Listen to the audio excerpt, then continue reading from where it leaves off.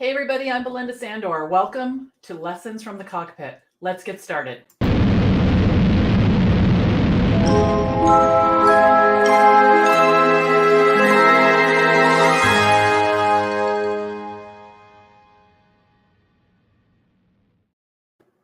Hi everybody, I'm Belinda Sandor. I'm your host of Lessons from the Cockpit, where I'm going to teach you practical and tactical things that you need to know to grow your virtual assistant business. And these tips are for you if you're just starting out or you've been a virtual assistant for a while. So I'd love to hear where you're coming in from. So let me know in the comments as you're joining us. So Lessons from the Cockpit is brought to you by the VA Connection. And at the VA Connection, we work with aspiring and established virtual assistants to help them build thriving businesses with the skills they already have, right? Even if they're starting from scratch. And we do this through our free online community, our courses, and our coaching programs. Today, we're going to talk about a very important topic, which is about how to be productive when it's way easier to be busy, right? So we're going to talk all about that. But before we dive in, let me introduce myself. So, and again, tell me where you're coming in from. This is awesome. I can see you guys coming. So this is me, and I like to call her my little delish, Emily. And this is in 2010 when she was about 9 years old. And I was just starting out as a virtual assistant. And this was a very challenging time for me. I was facing some pretty big mountains. Three stand out for me. The first one was I didn't have a job. And so I needed a way to start bringing money in because I was getting divorced and I needed to be able to support me and my family. And things had gotten pretty out of control prior to that. So I had to figure out how to bring money in, but I had a mountain of credit card debt. Credit card debt from things like nothing glamorous, tires, medical bills, tuition payments, things like that. And it was really challenging. But the biggest thing that I had to face was that I hadn't filed our taxes for 7 years. And while that was so far away from how I had run my life before that, sometimes it's just really a slippery slope when, relationships fail and employment fails and, all of those different things. And then all of a sudden you just kind of look up and it's like, how did I get here? How did I get here? And it was really by making a plan and removing the emotion from my financial situation that I was able to turn it around. And it took a while. It absolutely took a while. But I took those mountains one at a time. And the first one that I tackled was bringing in money. And I decided that I wanted to have my own business doing admin work. And so I started telling everybody that I knew that I wanted to do this. And my first client I got at the school bus stop. So for a lot of you, I know you're out there and you're prospecting and you're trying to figure out where the clients are. And you might be in a million Facebook groups, jumping on those job opportunities. And, I really want you to stop that, to stop prospecting, to try to figure out who's going to hire you and who's not, and just tell everybody that you know. Okay. So my second client I found at a wedding. I was in the buffet line talking to a nice couple. He gives me his card. I decide to connect with him on LinkedIn. A couple of weeks later, he gets in touch with me and we start working together. And this is really how it happens. So for those of you who are hiding and you kind of have a paper bag on your head and you're posting on social media and you're thinking, this is going to be it. This is not how it works. All right. This is not how it works. So fast forward and doing admin work and telling everyone about my business.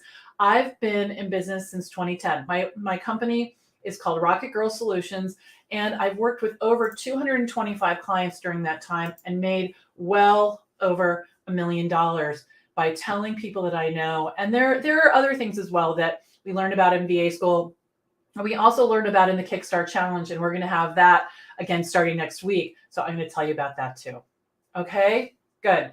So this is what it looks like now. This is a really fast forward, but this is me and my family. You can see Emily and I have expanded. This is my husband, Greg. We got married in 2021. And these are our kids. It's David, Charlie, Emily, Stephen, and Andy on our wedding day.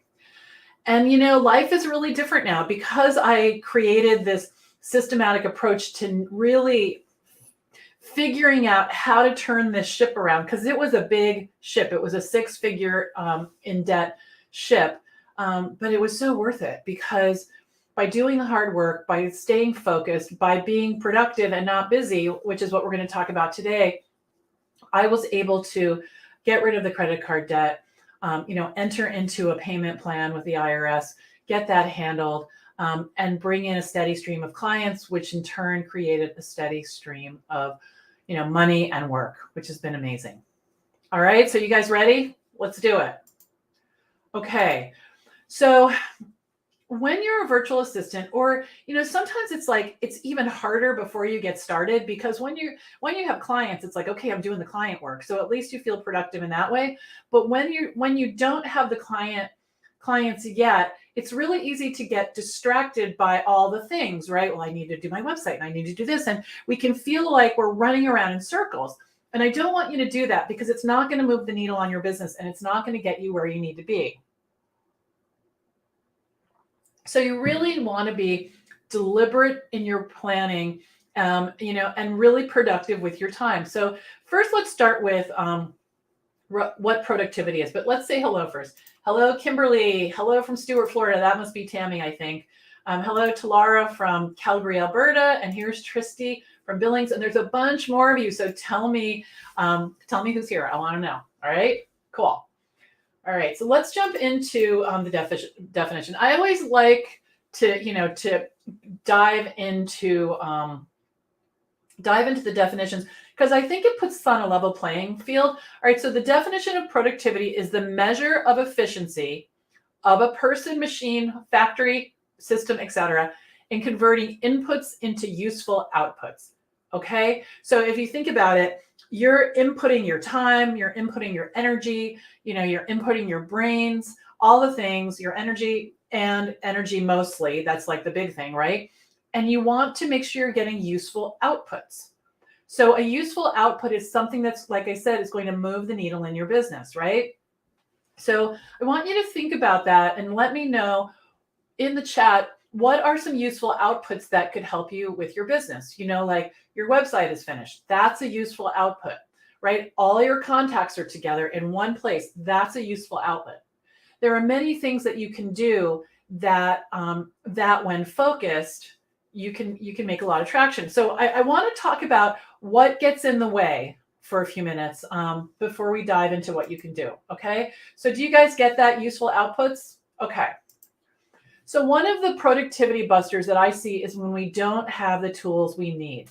So, a computer that works, a space where you have enough, you have enough room to spread out. So really thinking about having the tools, having Microsoft Office. Now we also have, I'm trying to think of the right word.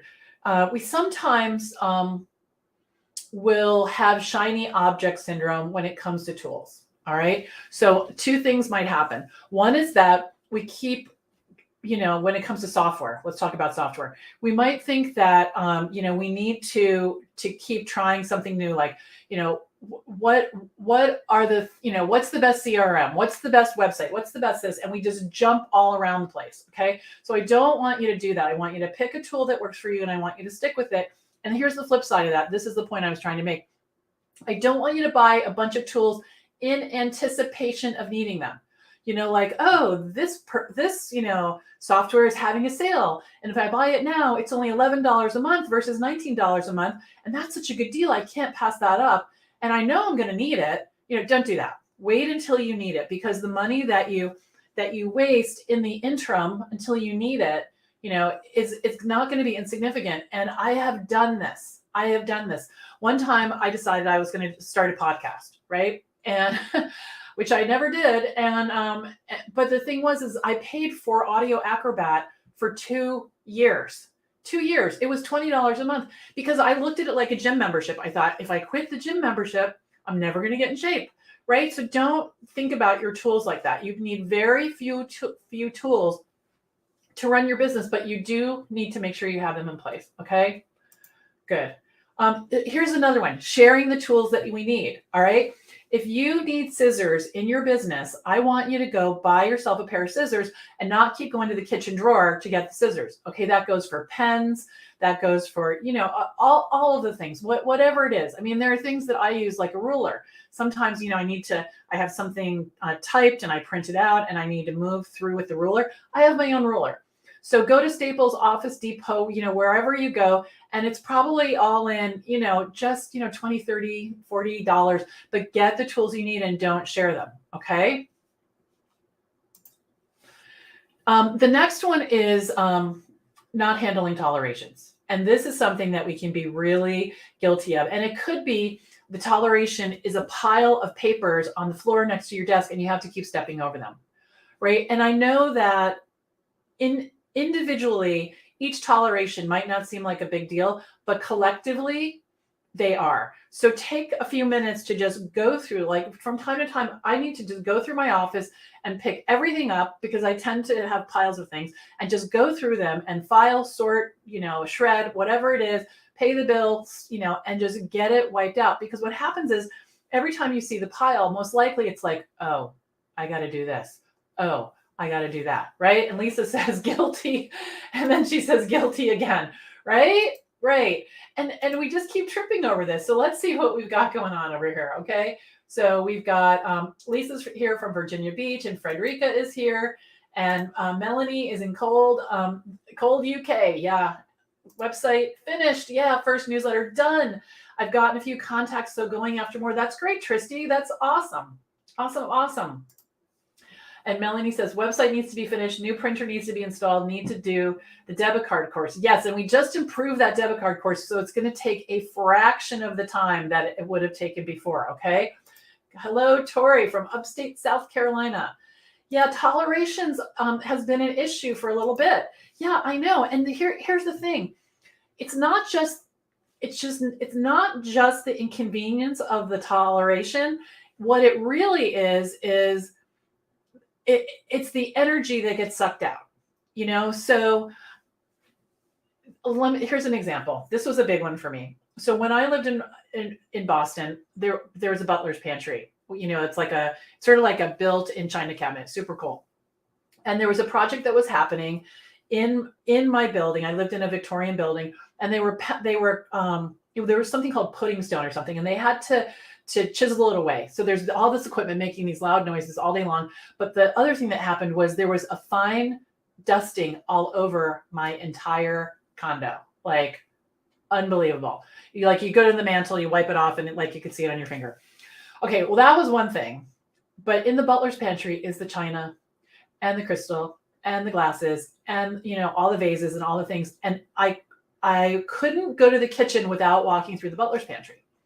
And so every single time I walked through the butler's pantry, I went like this, oh, right? Even if I couldn't stop it. And even if I didn't make the sound, it was like, oh, I got to do that. I got to do that. I got to do that. And so one day I got mad. Mad is a good thing for me. It gets me going.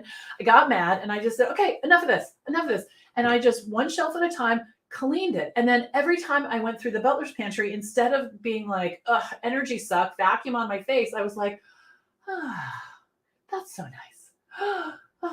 Right? So you want to look around and have that feeling versus right? Because it does impact your energy, and it can be this thing that's running, this real in your head. So just tackle it. Okay, just tackle it. Hello, Svetlana. She's joining us from South Africa. Okay, so if you can't handle all the tolerations, at least make a list of them. I have done that, gone through my whole house, like the hook in the laundry room is broken and this is over here is broken, and just make a list so that when I see them, I can say, it's on the list. It's on the list. I got it. It's on the list. And then, take care of the ones that are impacting you the most. Okay. A lot of times it doesn't even take money. It's just little elbow grease, right? Or moving something around or asking for help. The next one is not setting for boundaries. This is really important. And this goes for friends and family and clients, and all the things. Just, when I started my business, my friends would call me during the day, because that's what we did. We talked, and it was no big deal to spend an hour on the phone with your best friend.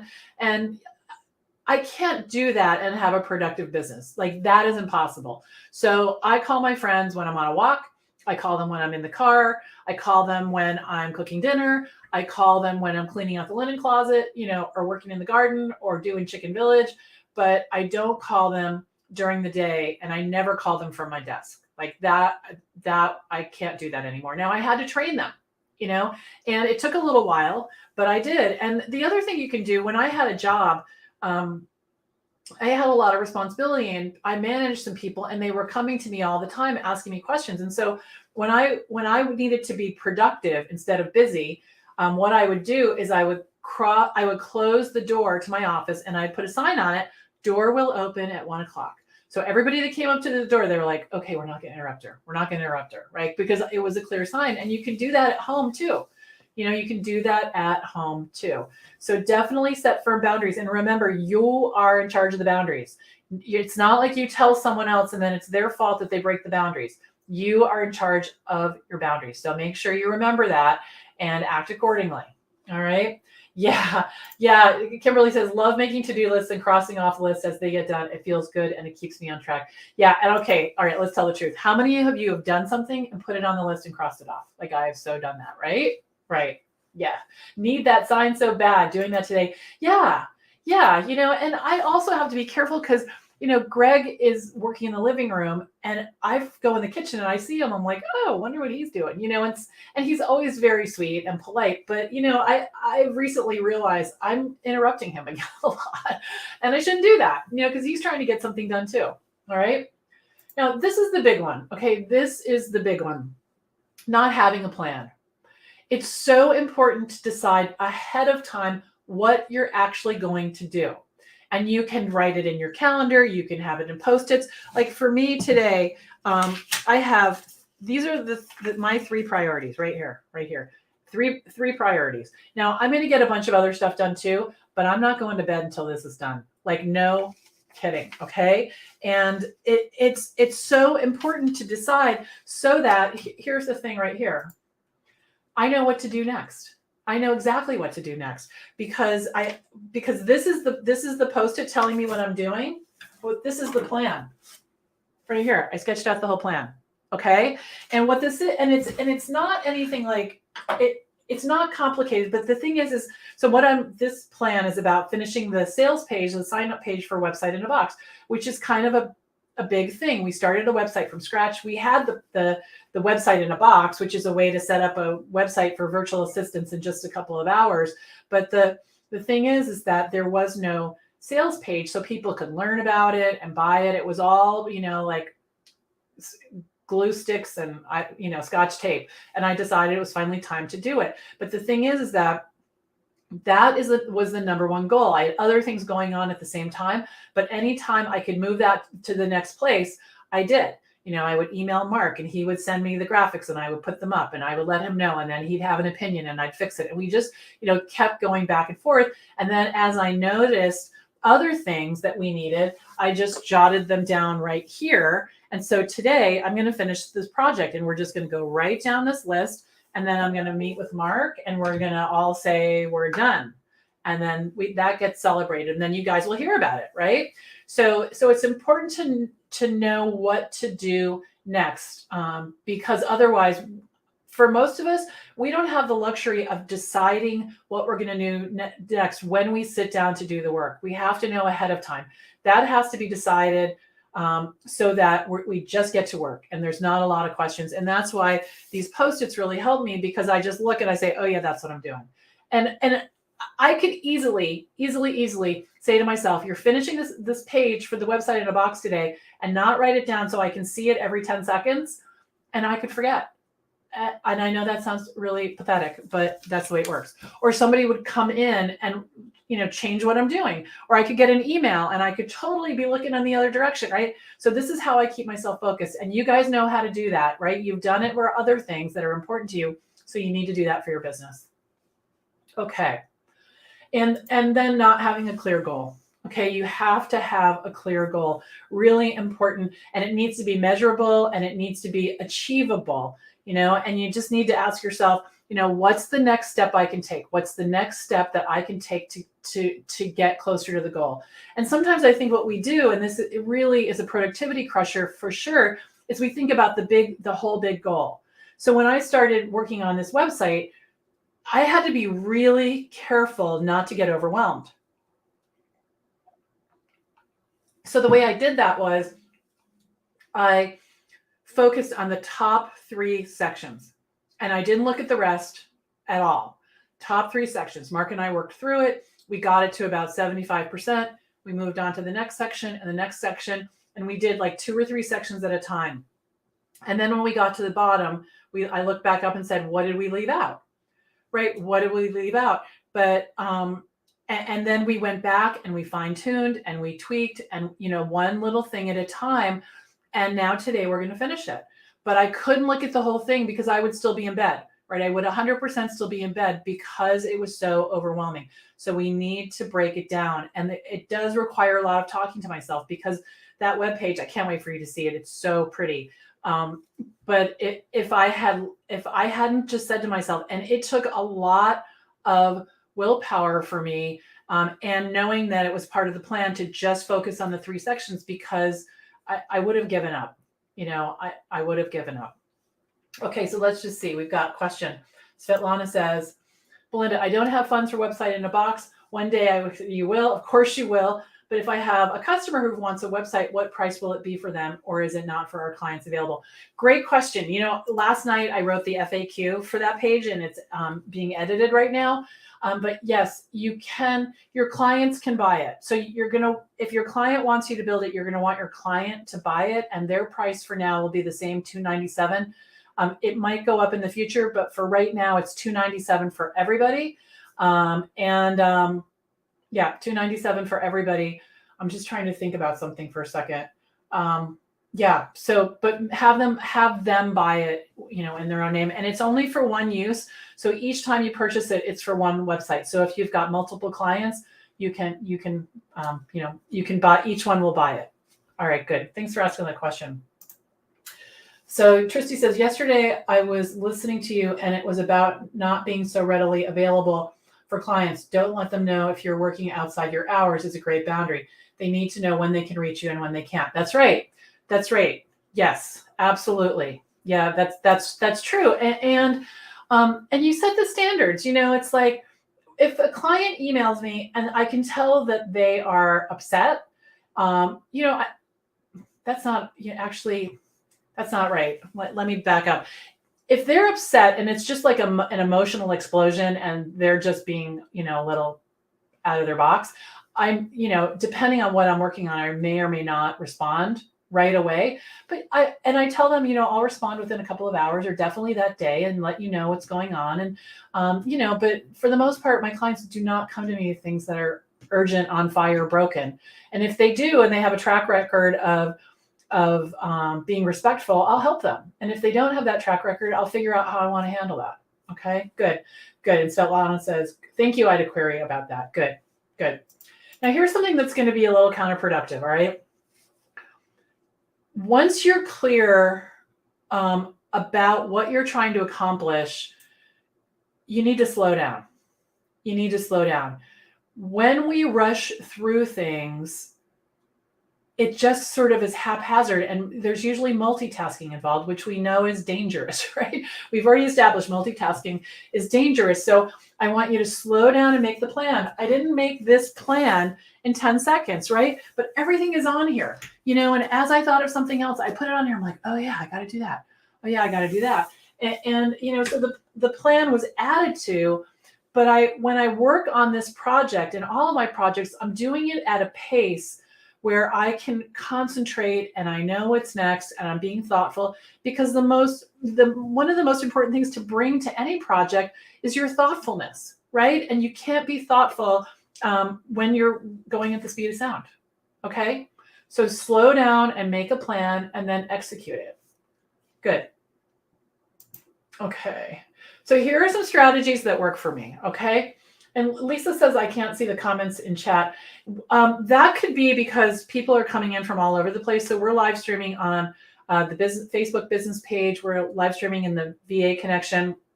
We're live streaming in the VIP club. We're also on LinkedIn, and we're on YouTube. So it could be that you only see the comments that are in the chat where you are. I think that's how that works. All right, so here's some strategies.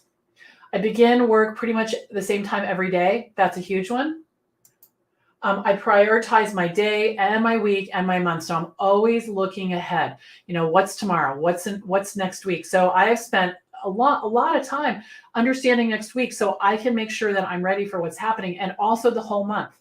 I block my time for specific projects. Okay. So here's I want to leave you with two thoughts. One of them is that I want to make sure that just because you can do something doesn't mean you should.